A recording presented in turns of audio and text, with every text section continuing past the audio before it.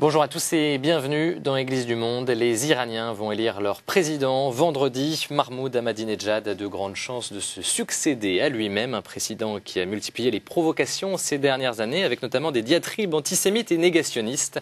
Les chrétiens, eux, représentent moins de 0,5% de la population iranienne. Comment vivent-ils dans cette république islamique qu'on présente souvent comme l'un des pires régimes au monde? Eh bien, leur situation en dit beaucoup sur la réalité de l'Iran d'aujourd'hui. Et vous allez voir que les minorités les plus en danger en Iran ne sont pas celles que l'on imagine. Décryptage avec Mathieu Anquez, spécialiste des questions géopolitiques et de l'Iran à la compagnie européenne d'intelligence stratégique. Bonjour et merci d'être avec nous. Vous êtes l'auteur de ce livre, La stratégie de l'Iran. C'est aux éditions Tempora, dans une nouvelle collection sur l'initiation à la géopolitique, c'est ça? Tout à fait. On peut en dire quelques mots?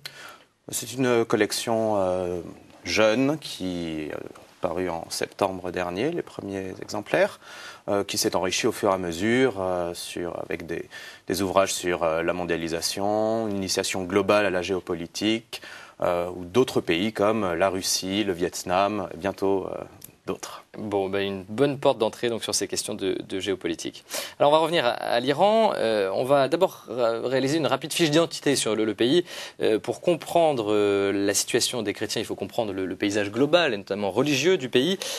Première question, une question ethnique, j'ai envie de dire. Les Iraniens sont des Perses et pas des Arabes. Quelle est la différence? Alors, quand on dit les Iraniens sont des Perses, c'est vrai, mais c'est vrai que pour 50% d'entre eux. Ah. Les Perses, ceux qui sont de langue maternelle persane, représentent 50% seulement de la population iranienne. Il y a d'autres minorités, soit de langue iranienne, soit de langue non iranienne. D'accord. Ce qu'on appelle langue iranienne, ça peut être le kurde, est une langue iranienne.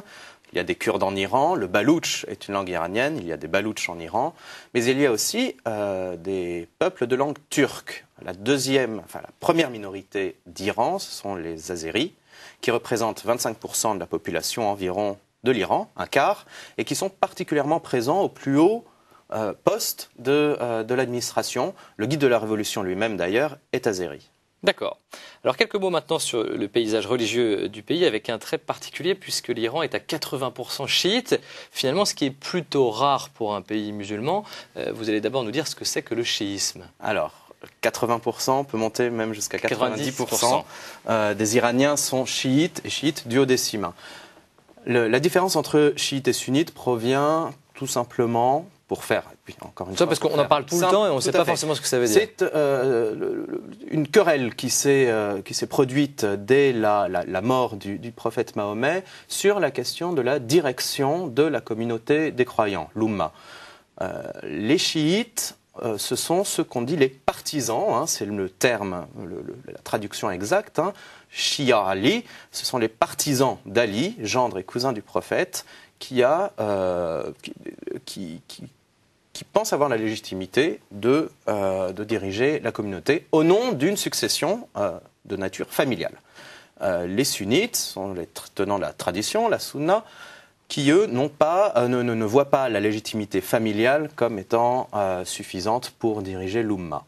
D'où une querelle permanente entre sunnites et chiites. Parce que en islam, comme dans d'autres religions d'ailleurs, toute différence doctrinale devient différence politique et vice-versa. Depuis 30 ans, l'Iran est également une république islamique, ce qui veut dire que c'est une théocratie. J'ai tendance à dire que c'est une semi-théocratie. Donc l'Iran, vous avez raison, est une république islamique depuis 1979.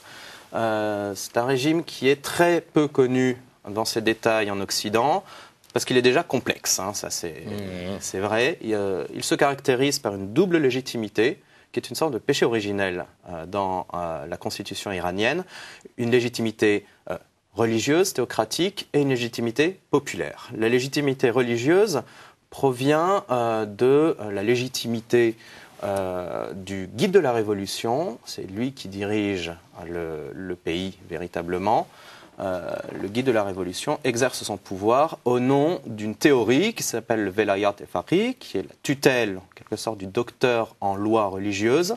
C'est une théorie qui a été élaborée dans les années 70, notamment par Khomeini, premier guide de la révolution, qui stipule qu'en l'absence du 12e imam caché, qui est une grande spécificité chiite, la communauté chiite doit être dirigée par les religieux. Il y a à côté une légitimité populaire, notamment par le biais du scrutin universel pour l'élection du président de la République, qui arrive dans quelques jours, comme des représentants nationaux au Parlement, le Majlis. D'accord. Et ça veut dire donc que tout l'État s'identifie à la religion chiite. Oui. Dans la constitution de la République islamique d'Iran, on va prendre trois exemples d'articles qui sont particulièrement significatifs. L'article 12 spécifie que le chiisme duodécimain est la religion de l'État. Bon, premièrement. L'article 4, vous comprenez pourquoi je passe du 12 au 4, l'article 4 stipule que toute loi, règlement, régulation, toute action de l'État doit être faite en fonction des préceptes de l'islam. Et l'article 13 définit les minorités non musulmanes qui sont reconnues par l'État. Et parmi celles-là, les chrétiens. Alors on va revenir sur certains chrétiens plutôt. On va revenir sur le statut de ces chrétiens. Oui. Est-ce qu'on sait combien ils sont? Quelles églises sont présentes sur le sol iranien? On ne peut faire que des estimations parce que les statistiques officielles existent, mais ont tendance à minorer l'importance numérique des chrétiens. J'ai lu très récemment que dans les statistiques officielles, l'État iranien dit qu'il y a à peu près 80 000 chrétiens en Iran. On sait très bien que même les chrétiens arméniens sont à peu près 200 000. Donc les statistiques 300 000 au total. À peu près 300 000. Il y a à peu près 300 000 chrétiens, 350 000 chrétiens en Iran, peut-être même un petit peu plus, mais on est autour de 0,5% de la population, comme vous le signaliez tout à l'heure. Eh bien voilà, ça c'était important à dire avant de passer au premier reportage. Comment vivent les chrétiens dans l'Iran d'aujourd'hui? Explication en images. Depuis 1979, l'Iran est une république islamique, l'islam chiite étant la religion de l'État. Mais les chrétiens ont la chance d'être reconnus officiellement par le régime, tout comme les juifs et les zoroastriens. Ils sont donc libres de pratiquer leur rite religieux. Autre privilège, celui d'avoir une représentation au gouvernement. Au total, 3 députés chrétiens siègent au Majlis, le Parlement iranien, une représentation parlementaire supérieure au prorata réel. Malheureusement, les médias jouent un rôle très important et noircissent vraiment le tableau à propos de l'Iran. Ce qui n'est pas vrai. Nous vivons ici, nous connaissons la vie quotidienne. Ce que l'on entend à propos de l'Iran est faux.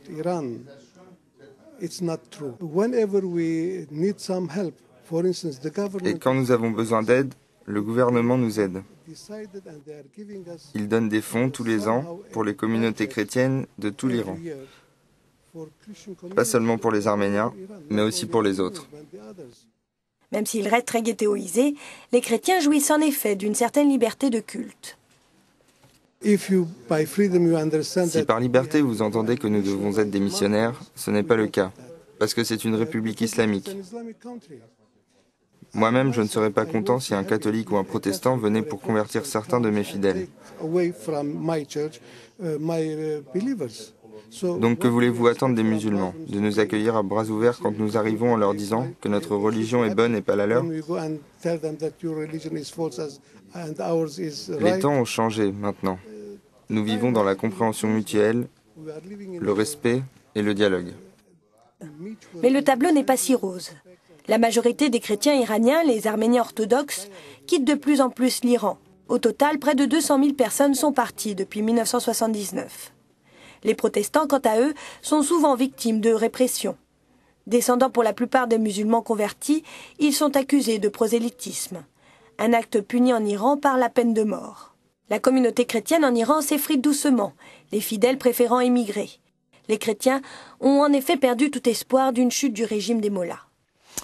Quand le président Ahmadinejad se félicite que la minorité chrétienne, je cite, jouisse de droits égaux, il n'a pas tout à fait tort, en tout cas quand on écoute ce patriarche arménien orthodoxe. Tout à fait. Bon, il faut savoir que ce patriarche arménien ne peut pas vraiment dire autre chose. C'est un peu de langue de bois alors. Disons que c'est contrôlé. Ah, voilà. Jouissent des mêmes droits, c'est pas tout à fait vrai. Parce qu'ils ont un statut officiel. Ils ont un statut officiel. Qui les protège. En tout cas, pour certaines branches du christianisme, ils ont un statut qui les protège, qui leur donne effectivement, on l'a vu dans le reportage, un droit politique d'élire des représentants au Parlement national. C'est vrai. Mais ils sont tout de même victimes de discriminations qui ne sont pas des persécutions. Discrimination, notamment en termes d'emploi. Il est stipulé que un certain nombre de postes, notamment dans la haute fonction publique, dans l'armée à partir d'un certain grade, évidemment dans la magistrature, les chrétiens ne peuvent postuler. Ils sont cantonnés, ils ont du mal à trouver un travail dans un pays où une bonne partie de la population active travaille dans un secteur public pléthorique. Donc ça, c'est compliqué pour eux. C'est compliqué pour eux, oui, c'est compliqué. Comment les chrétiens conjuguent leur mode de vie, donc, qui est libre, ils n'ont pas forcément d'interdit alimentaire ou de tenue, les rapports d'hommes-femmes sont aussi assez tranquilles. Comment ils vivent la charia, le mode islamique? Ils le vivent comme tous les Iraniens. C'est-à-dire ils sont obligés en public de respecter les normes islamiques. Les femmes chrétiennes doivent se voiler comme les femmes musulmanes. Ça fait partie des normes islamiques qui doivent être respectées dans tout lieu public, que ce soit dans la rue, dans l'administration, etc. Donc que ce soit chiite, modéré, sunnite, protestant, catholique, latin. Toute femme doit se voiler et les hommes doivent s'habiller avec pudeur. Notion qui peut être à géométrie variable, tout comme le voile d'ailleurs l'est. C'est assez frappant à Téhéran de voir. Téhéran est une ville particulière en Iran, certes la plus importante, mais ne représente pas non plus tout l'Iran. Il ne faut pas non plus idéaliser, mais à Téhéran, on peut avoir à côté d'une femme qui porte la grande abba noire très stricte, une jeune fille dont le voile est plus que symbolique, bien qu'elle risque de se faire rappeler à l'ordre par la police religieuse. Un mot sur le prosélytisme, car finalement c'est peut-être ça qui pose problème. On n'a pas le droit, comme dans beaucoup de pays musulmans d'ailleurs, on n'a pas le droit de se convertir à l'islam, au christianisme. On n'a pas le droit l'apostasie est interdite. On n'a pas le droit de changer de religion. Ou même d'être d'apostasier. Enfin, on n'a pas le droit de sortir de la religion musulmane. Ça, c'est la ligne de fracture principale, ce qui définit quelque part le statut des minorités en Iran, des minorités religieuses en Iran. Il y a deux fractures. Il y a l'ancienneté de la communauté religieuse, si elle est pré-islamique, si elle existait avant l'islam. Ce qui est le cas de certains chrétiens. Ce qui est le cas des chrétiens arméniens, des chaldéens, mais aussi des zoroastriens et des Qui sont les juifs. zoroastriens ? Les zoroastriens, c'est la grande religion nationale iranienne pré-islamique. D'accord. Zarathustra. Ça demanderait beaucoup de développement, mais je crois qu'on a, hélas, on n'a pas le temps, malheureusement. Voilà. Donc, la première ligne de fracture, c'est entre les églises traditionnelles, on va dire, et les nouvelles églises. Et la seconde fracture, et qui chevauche la première, c'est le prosélytisme ou non. Donc ça veut dire qu'en gros, les protestants évangéliques, c'est pas bon pour eux. Les protestants évangéliques, mais aussi la petite église protestante arménienne ou l'église anglicane, toutes deux fondées au XIXe siècle, font acte de prosélytisme parce que, quelque part, c'est dans leur nature, le missionnariat, l'évangélisation fait partie, et n'ont pas passé ce pacte, en quelque sorte, millénaire avec les Iraniens, qui n'ont jamais été, en majorité, évidemment, chrétiens. Et puis il faut s'intéresser un moment aux Juifs. Ça, c'est parce que leur situation est très particulière. Il y a environ 25 000 Juifs en Iran. Les estimations vont entre 20 000 et 40 000. Ah oui, donc voilà, donc c'est à peu près. C'est l'une des plus grandes communautés juives du Proche-Orient en dehors d'Israël. Beaucoup d'entre eux, paraît-il, se proclament être fiers de leurs racines culturelles iraniennes et juives. Comment vivent-ils dans cette république islamique? Quand on entend, parce qu'on entend souvent le président iranien tenir des propos antisémites, négationnistes, anti-israéliens, alors on se dit que ça doit être terrible pour les juifs en Iran. Comment ça se passe? Alors, ce qu'il faut on va bien savoir, d'ailleurs c'est des images du président iranien qui s'exprimait lors d'une conférence internationale contre le racisme en avril à Genève. Ce qu'il faut bien savoir, c'est que Khomeini, dès le début de la révolution islamique, a garanti aux juifs iraniens la pleine liberté religieuse et a beaucoup insisté là-dessus en faisant la distinction que l'on peut discuter évidemment entre l'antisémitisme et l'antisionisme. L'antisionisme est une pierre fondatrice de la République islamique d'Iran. En revanche, vous disiez que la communauté juive iranienne est l'une des plus grandes, c'est la plus grande minorité du Proche-Orient, en dehors d'Israël. Pour mémoire, dans l'ensemble du monde arabe, il reste un peu moins de 10 000 juifs. Il y en a entre 20 000 et 40 000 en Iran. Alors si les juifs ne sont pas persécutés, si les chrétiens ne sont pas persécutés, ou vraiment...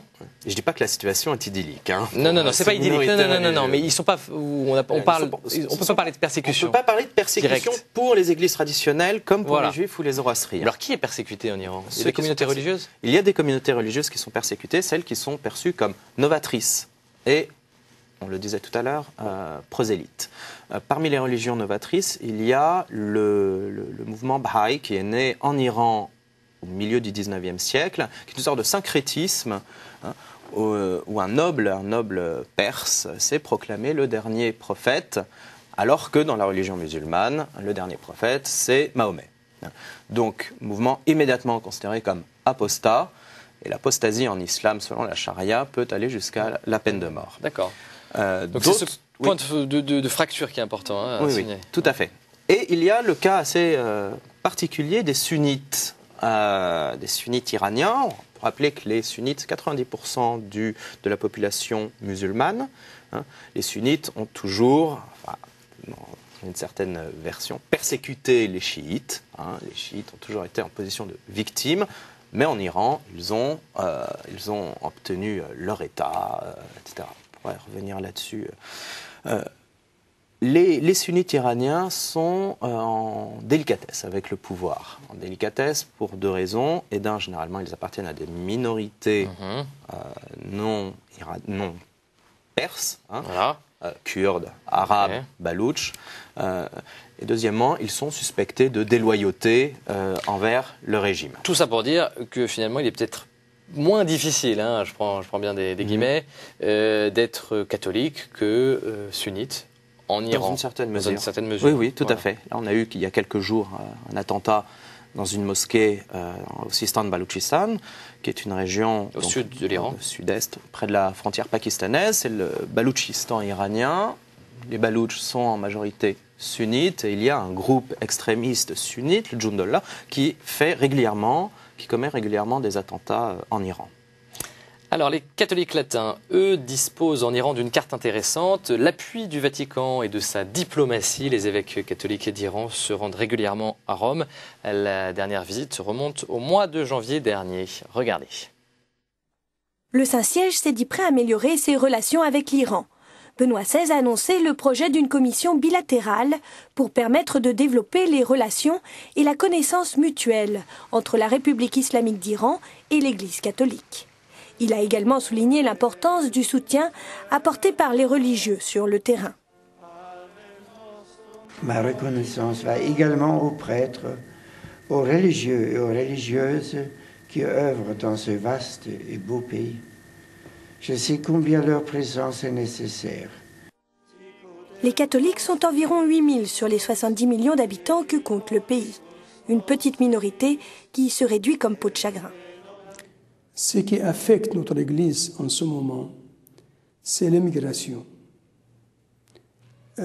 Beaucoup de nos chrétiens, ils ont déjà quitté le pays. Surtout, ils vont vers les États-Unis. Pour différentes raisons, économiques, raisons de famille, religieuses. Ce qui fait que notre communauté devient plus petite. Monseigneur Ramzi Garmou est le président de la conférence épiscopale iranienne. Bien que né en Irak, ce dernier est depuis 30 ans entièrement dévoué à la communauté chaldéenne iranienne. L'importance d'une église ne tient pas à sa grandeur visible, non, mais à l'efficacité de son témoignage et à sa crédibilité. C'est pourquoi le fait d'être une petite minorité ne doit pas nous décourager.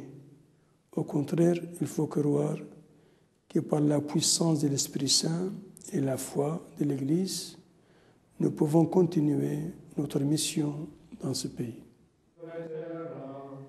Benoît XVI a expliqué que 2 voies devaient être explorées, celle du dialogue culturel et celle de la charité.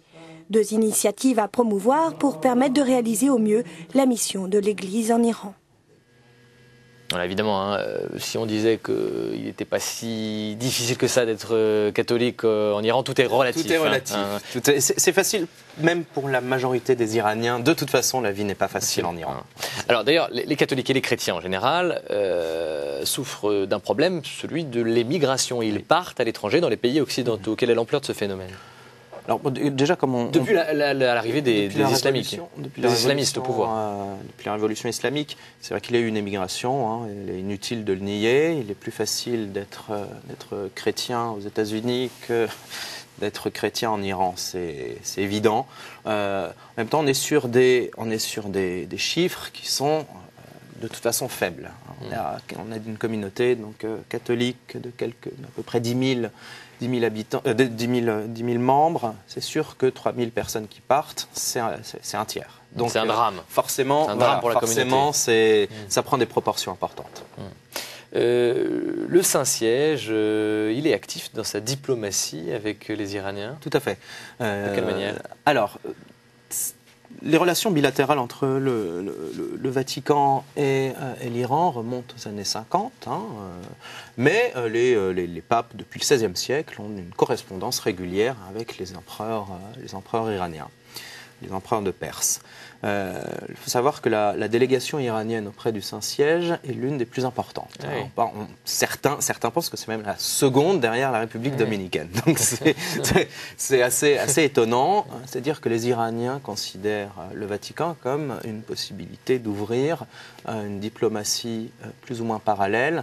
Et de son côté, le Saint-Siège tente d'arrondir les angles et de dialoguer avec le régime iranien et de faciliter, quelque part, par ses loyaux services, faciliter peut-être une résolution à la crise actuelle. Est-ce que l'ouverture de ce régime islamiste, extrémiste donc par définition, peut venir d'une manière ou d'une autre, des chrétiens, de l'extérieur ou de l'intérieur d'Iran ? Alors de l'intérieur, ça me paraît extrêmement difficile compte tenu de tout ce dont on a discuté depuis le début de l'émission. Ils sont numériquement peu importants. Le régime changera par les Iraniens, de toute façon. Ce ne sont pas les étrangers, ce n'est pas l'extérieur qui va pouvoir amener un changement de régime. Je ne crois pas au changement de régime par les bombes. On a vu ce que ça donne en Irak, c'est problématique. Même si certains Iraniens souhaiteraient une intervention pour enlever les mollahs du pouvoir. Mais parce que le président iranien, là, par exemple, qui est en place, Ahmadinejad, est-ce qu'il a des chances d'être réélu ? A priori, c'est lui qui va être réélu. Alors, les Iraniens ont toujours surpris. Dans leur vote, en 1997, personne n'avait entendu parler de Mohammad Khatami,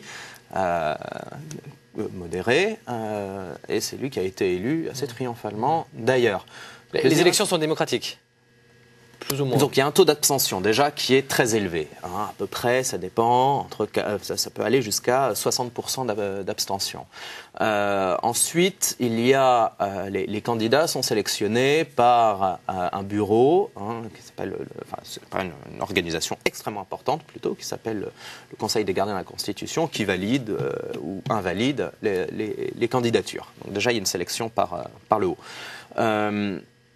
Ensuite, les élections en elles-mêmes sont relativement libres. Il y a état, de temps en temps, de bourrage d'urnes, d'intimidation par les milices religieuses. D'accord. Mais de l'avis relativement général, on peut dire que les élections sont à peu près libres. J'ai une dernière question. Est-ce que l'ouverture en Iran peut venir des femmes ?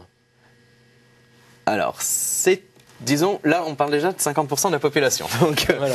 on est numériquement dans... En quelques secondes, parce qu'il nous reste Oui. 30 secondes. Les femmes réclament davantage de droits. Hein. Une femme, c'est la moitié de la valeur d'un homme, juridiquement. Elles ont mené une campagne pour l'égalité des droits extrêmement active, malgré les pressions du régime, etc. Les femmes, c'est 60% des étudiants en Iran. C'est une grande partie de la fonction publique. Elles réclament l'égalité des droits. On a la figure de Shirin Ebadi qui est très connue à l'étranger. Le changement peut venir des femmes et de la jeunesse. Ben voilà, je voulais qu'on termine sur cette image d'espoir hein, pour l'Iran et puis tous les chrétiens d'Iran. Bien entendu, merci Mathieu Anquès. Je rappelle que vous êtes l'auteur de ce livre que je conseille à nos téléspectateurs. Il est très facile d'accès. La stratégie de l'Iran, c'est aux éditions Tempora. Voilà, on se retrouve la semaine prochaine pour un nouveau voyage à travers les églises du monde. Très bonne semaine à tous.